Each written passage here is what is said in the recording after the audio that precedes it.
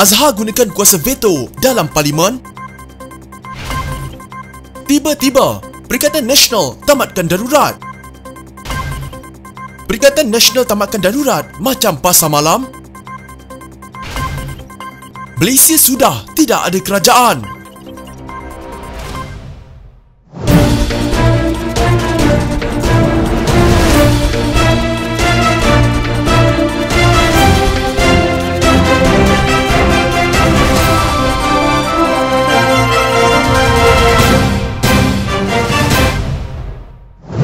Pakatan Harapan membantah tindakan Speaker Dewan Rakyat Azhar Azizan Harun menolak 5 usul pembangkang yang antaranya usul berkaitan proklamasi darurat untuk dibahas dan diluluskan di Parlimen. Jawatankuasa Perundangan Pakatan Harapan dalam satu kenyataan berkata, Azhar menolak kesemua usul yang dikemukakan Anwar Ibrahim, Port Dickson dan Ngeh Koham Beruas serta enggan membenarkan ia dimasukkan ke aturan urusan mesyuarat bagi sidang khas Parlimen yang bermula hari ini. Kami berpandangan bahawa penolakan usul-usul oleh Yang di-Pertua Dewan Rakyat ini adalah satu bentuk salah guna kuasa dan membuktikan beliau tidak mampu bertindak sebagai seorang speaker yang tidak berpihak atau bebas, independen yang mampu menjamin fungsi Parlimen sebagai platform semak dan imbang terhadap eksekutif. Tindakan-tindakan beliau ini membuktikan beliau hanyalah satu alat pihak eksekutif demi melaksanakan agenda mereka. Dalam keadaan kini, amatlah jelas dari tindakan Yang di-Pertua Dewan Rakyat bahawa Kerajaan Perikatan Nasional sangat terdesak untuk mengelakkan sebarang undian di dalam Dewan Rakyat dan Yang di-Pertua Dewan Rakyat telah menjadi ejen kerajaan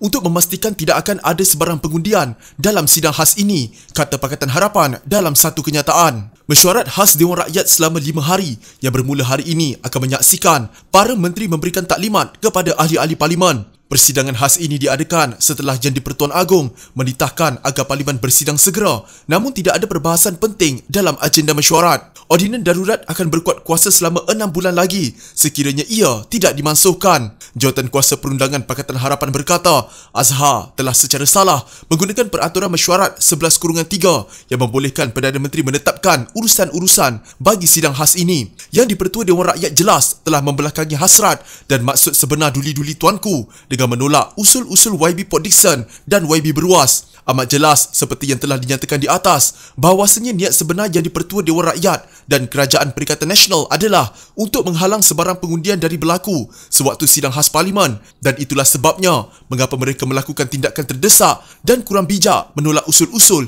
yang akan diundi, kata mereka. Kenyataan bersama itu dikeluarkan oleh William Leong, Selayang PKR, Muhammad Hanifah Maidin, Amanah Sepang, Ram Kapas Singh, Bukit Gelugur DAP, R. Sivarasa, Sungai Buloh PKR, Muhammad Faiz Fazil, Permatang Pasir Amanah, Fadlina Siddiq PKR dan Zulkarnain Lokman Amanah. Kerajaan Perikatan Nasional kini memiliki majoriti 4 ahli Parlimen. Presiden UMNO Ahmad Zaid Hamidi pada 8 Julai lalu mengumumkan bahawa UMNO yang memiliki 38 ahli Parlimen menarik balik sokongannya terhadap kerajaan.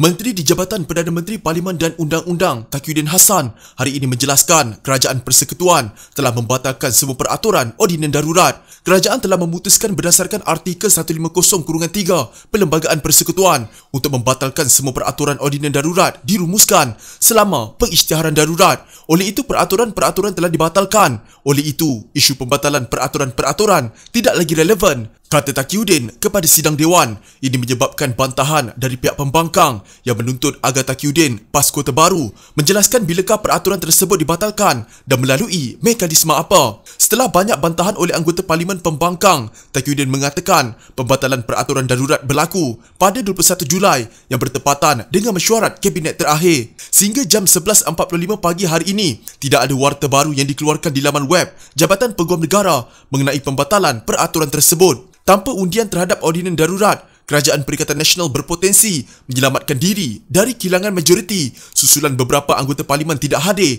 pada sesi sidang Parlimen hari ini. Sebilangan anggota Parlimen pembangkang mengatakan peraturan darurat harus dibatalkan melalui Parlimen sebagaimana yang dikehendaki oleh Fasal 150-3. Bagaimanapun Speaker Dewan Rakyat Azhar Azizan Harun menerima penjelasan Taqiyuddin dan dengan itu memberitahu ahli Parlimen pembangkang bahawa Artikel 150-3 ini tidak diguna pakai. Gobind Singh Dio, Pakatan Harapan Puchong, Tuan Yang di-Pertua, menurut Artikel 150-3 menyatakan keputusan untuk lanjutkan ataupun tidak ordinan darurat adalah keputusan yang perlu dibuat oleh Dewan. Ini cukup jelas. Azhar membalas, tak betul. Gobind berkata lagi, ada di sini perlembagaan. Izinkan saya baca. Pengisytiharan darurat dan segala ketetapan yang diputuskan di bawah 2B harus dibentangkan di hadapan Dewan. Azhar mencelah, kecuali dibatal lebih awal. Gobin katakan lagi, ya, kecuali jika tidak dibatal, ia tidak akan lagi berlaku sekiranya resolusi diluluskan oleh kedua-dua Dewan. Azhar membalas, kecuali dibatal lebih awal. Lim Guan Eng, Pakatan Harapan Bagan pula menyoal, bila adakah ia dibatal? Kata Azhar, janganlah kita membantah. Pasal 150-3 menyatakan bahawa kecuali dibatalkan sebelumnya, dapat dibatalkan oleh kedua-dua Dewan. Terdahulu Taqiyuddin turut menjelaskan bahawa Perdana Menteri Muhyiddin Yassin telah mendapat persetujuan daripada Yang di-Pertuan Agong untuk mengadakan persidangan khas Parlimen. Bagaimanapun, anggota Parlimen Pembangkang berpendapat persidangan tidak memenuhi titah agung supaya persidangan diadakan untuk membahas pengisytiharan darurat dan peraturan darurat. Di bawah Peraturan Parlimen Perintah Tetap 11, aturan mesyuarat untuk perjumpaan khas adalah hak istimewa Perdana Menteri. Dokumen lebih jelas daripada kata-kata, kata Taqiyuddin sambil menunjukkan surat Perdana Menteri kepada Speaker Dewan Rakyat yang memerintahkan mengadakan sidang khas. Taqiyuddin juga meyakinkan Dewan bahawa kerajaan tidak berhasrat untuk menasihati Agong supaya mengisytiharkan ordinan darurat yang baru. Sementara itu, setelah darurat berakhir pada 1 Ogos, undang-undang yang menangguhkan pilihan raya bagi Dewan Undangan Negeri Sarawak yang berakhir pada 6 Jun tidak lagi berlaku.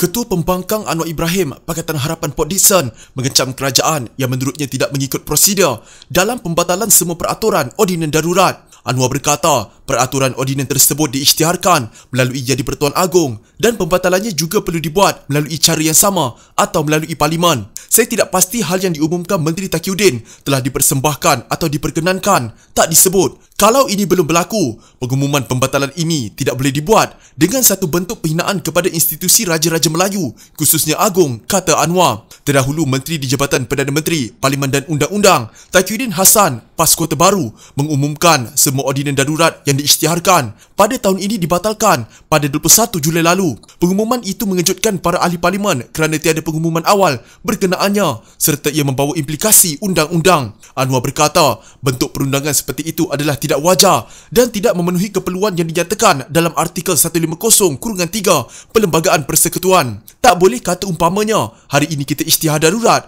pada sesi kemudian kata, kita dah batalkan minggu lalu. Ini pasar malamkah soalnya? Katanya lagi, kerajaan perlu menghormati artikel 150-3 Perlembagaan Persekutuan dan membenarkan peraturan ordinan tersebut dibahaskan di Parlimen. Kalau ini pun tidak dihormati, bolehkah kita bayangkan hal-hal lain yang kita bincang akan dihormati? Soalnya lagi, Anwar kemudian menuduh Kementerian Perdagangan Antarabangsa dan Industri menggunakan kaedah pintu belakang untuk membenarkan industri beroperasi sehingga memburukkan lagi penularan wabak penyakit berbahaya. Ia mencetuskan bantahan daripada menterinya Azmin Ali, Perikatan Nasional Gombak, yang cuba mencelah ucapan Anwar. Azmin bangun bertanya, Tuan Yang di-Pertua, saya minta penjelasan daripada Port Dickson. Syamsul Iskandar Muhammad Akin, Pakatan Harapan Hang Tuah Jaya, pula bertanya, bagaimana menteri boleh minta penjelasan? Apa ini? Tunggu giliran perbahasan. Azmin balas, jika Ketua Pembangkang nak bercakap, gunakan fakta. Ini data yang betul sambil mengambil carta pai. Syamsul membalas, pintu belakang. Azmin berkata lagi, saya ada data.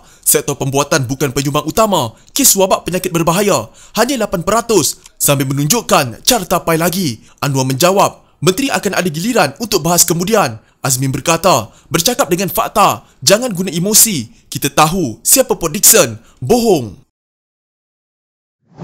Bekas Perdana Menteri Najib Razak menempelak kerajaan atas pembatalan ordinan darurat backdated kerana takut menghadapi undian di Dewan Rakyat. Ahli Parlimen pekan itu mempersoalkan kenapa kerajaan undur tarikh pembatalan ordinan itu dan adakah ia diperkenankan Yang di-Pertuan Agong kerana tiada warta mengenainya. Hebat betul, pembatalan darurat seluruh negara boleh backdated. Rupanya satu negara sudah bebas ordinan darurat sejak minggu lepas. Tapi tiada seorang pun tahu, warta pun tiada, tulisnya di Facebook. Beliau berkata, ini bermakna semua kompaun melebihi RM1,000, penggunaan dana kerajaan di luar belanjawan tahunan dan dana kumpulan wang amanah negara, K1, tidak sah sejak minggu lalu. Sehingga kini, kerajaan tak jawab sekiranya mereka telah dapat perkenan walaupun telah ditanya beberapa kali kenapa kerajaan Perikatan Nasional buat backdated pembatalan. Agong dan Raja-Raja pemerintah titah bahawa ordinan darurat perlu dibahas, diundi dan diluluskan dalam Parlimen. Kerajaan Perikatan Nasional fikir jika dibatalkan, maka tidak perlu lagi untuk dibahas, diundi dan diluluskan dalam Parlimen.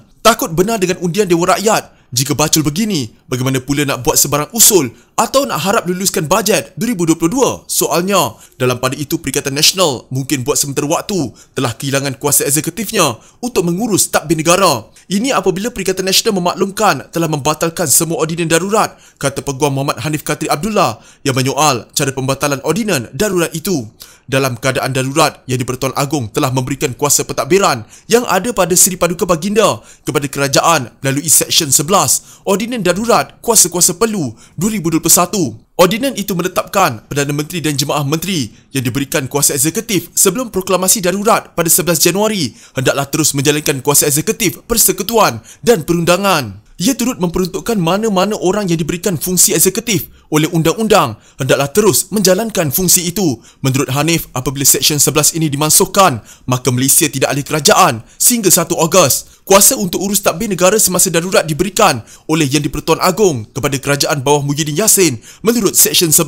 Apabila mereka mengatakan bahawa mereka telah membatalkan atau memansuhkan semua ordinan darurat mulai 21 Julai, ini bermakna Seksyen 11 sudah hilang. Oleh itu, krisis perlembagaan adalah kita tidak mempunyai institusi yang dapat mengurus tadbir negara dari 21 Julai hingga 1 Ogos, katanya. Hanif memberitahu Portal Malaysia Kini berdasarkan Perlembagaan Persekutuan, kuasa pentadbiran semasa darurat diserahkan kepada Agong. Kuasa itu kembali semula kepada Agong. Jadi, jika dalam 10 minit ke depan Agong melantik anda atau saya untuk mentadbir negara, ini berkuat kuasa sehingga 1 Ogos, katanya. Dalam usahanya untuk mengelakkan undian ini, Hanif berkata, Perikatan Nasional mungkin secara tidak sengaja menembak dirinya sendiri. Anda sendiri yang memegang kekuasaan. Anda sendiri berkata, kami telah membatalkannya. Ini bermakna, anda mengatakan tidak ada orang yang mengurus tadbir negara ini dari sekarang hingga 1 Ogos. Pihak yang melakukan proses itu yang salah. Mereka sendiri yang bunuh diri, katanya menyoal proses pembatalan ordinan darurat. Peraturan darurat hanya dapat dibatalkan dengan salah satu dari 2 cara. Agong membatalkannya dan warta diterbitkan, atau kedua, Dewan di Parlimen mengundi untuk membatalkannya. Walaupun pengumuman Taqiyuddin tidak ada rekod mengenai pewartaan pembatalan di laman web Jabatan Peguam Negara. Tarikh 21 Julai menunjukkan pembatalan itu dilakukan semasa mesyuarat Kabinet Rabu lalu, walaupun Perdana Menteri biasanya mempunyai sesi menghadap Agong sebelum pertemuan tersebut.